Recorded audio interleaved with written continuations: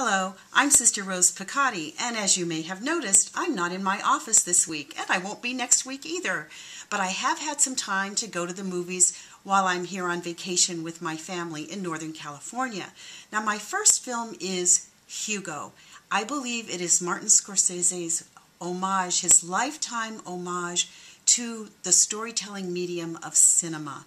It's based on the best-selling book by Brian Selznick, and the book itself is an enchanted adventure, an innovation in book publishing. I hope you get a chance to read it, but don't miss this film about the history of cinema. It tells the story of Georges Méliès, who was the very first filmmaker who made fantasy science fiction movies. He directed hundreds of films, but it's really interesting to notice why he stopped making them. He was a magician, and he saw the fantasy element that could be brought into film.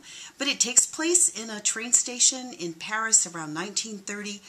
It's absolutely a lovely film. For a longer review, you can look on faithandmedia.org or AmericanCatholic.org. Now, my next film is Arthur Christmas, a 3D animated feature. Now, I will have to say that this is not my favorite Christmas film ever. It has turned the North Pole into Mission Central, where everything is carried out with military precision, and Steve, Santa's oldest son, and all the elves are decked out in camouflage. Okay, it's green and red, but I really didn't appreciate the whole military context of the whole film.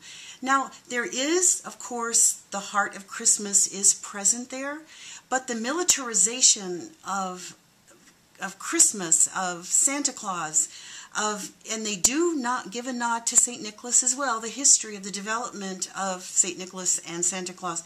But that doesn't really cut it for me. I would have really liked it not to have been militarized.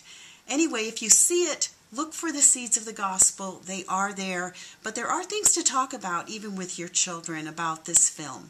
Thank you, God bless you, and I hope you'll join me next time when we look for seeds of the gospel in today's movies.